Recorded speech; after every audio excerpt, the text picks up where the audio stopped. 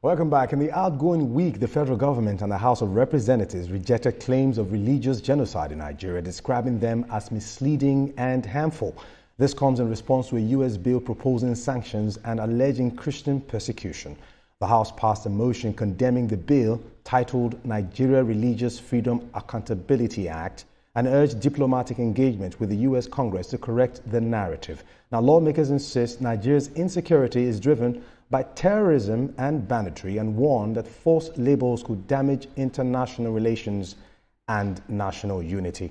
I still have Nira here, Kade Ladende. Kade, why do you think Nigeria is suddenly at the center of international attention over alleged religious persecution? Because some of these lawmakers understand the game, so I wouldn't blame them for reacting. Because ordinarily, I would have felt they should just continue to confront our problem head on, confront it as a local problem, and actually ignore the lawmaker who is making this move.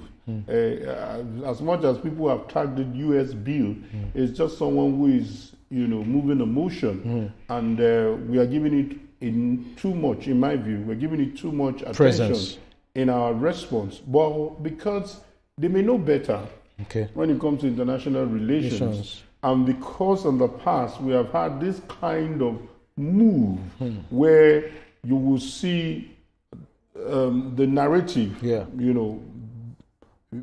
gaining momentum, and they will give it that coloration that there is a persecution against Christians. But when you look at it from another perspective, you would expect that the standpoint from which the U.S. is possibly addressing this is from a point of the information at their disposal.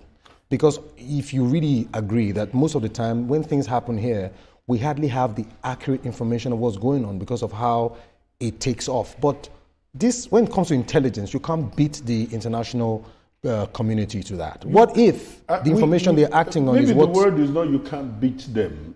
They also have interest. There's most time political interest. And I dare to say that some of these things are also, they are also gleaned from the social media. Some people can draw the narratives and move it to the extent that it becomes the picture very elaborate. For the fact that some people have been killed in the name of blasphemy, some people have been killed in the name of religious extremism, is enough to drive the narrative and let people know that hey, what is the state doing to the perpetrators of these heinous acts? Such people shouldn't be tolerated. Such people shouldn't be, ignored. They should be dealt with. We must see the state discipline such people, because nothing allows you to take the lives of others, all in the name of extremism. So we're not denying that fact. But what I'm trying to say is that these narratives, who is supplying them? Is it the U.S. mission in Nigeria? I'm not too sure. What are the feedbacks they get from people? I have been part of some journalists who have been invited by U.S. mission, and some politicians from U.S. will come and have interactions with us. Trust me, some journalists in Nigeria will just open, pardon my language, will just start talking and begin to highlight all our negatives. And these Americans will not talk about the killings, the gun running, and all kinds of atrocities that are being committed in America, because there's that patriotism, there is that, hey, whatever happens here.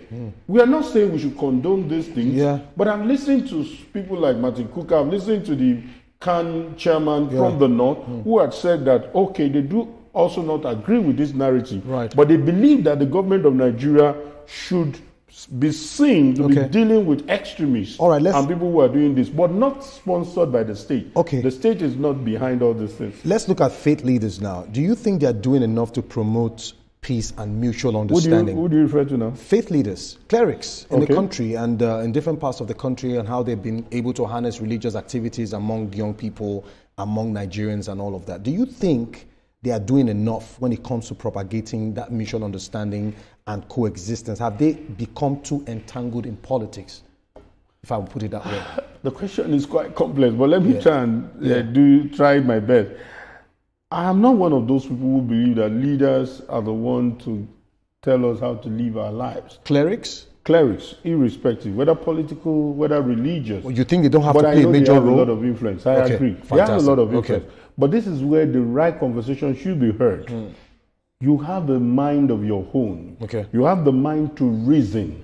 You have seen some extreme religious leader telling people to eat grass, telling people they should not go to work and pray and money will come. You've seen people saying that Allah will come to you without working and all those extremism that you can talk about. So that's what I'm talking about. So it's a wake-up call for followers, if they truly want to be called followers, to also put on their thinking cap. But however, I know they have a role to play. Let's preach the tolerance. Let's understand that the problem is not the religion you belong to.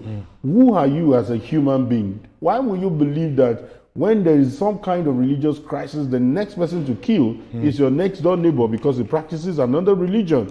I think that's foolery of anyone to do that. There must be that consciousness by everyone, especially those who have been to school, to think, these guys, their children marry one another. These guys will do anything to work together, to do things together. So why follow them? Why listen to them? Why take up the dagger against one another? So what you're saying in essence is they can do better. I'm not even expecting much from them because they are very selfish and they will remain selfish. All right. Let's move on to our final conversation for the evening.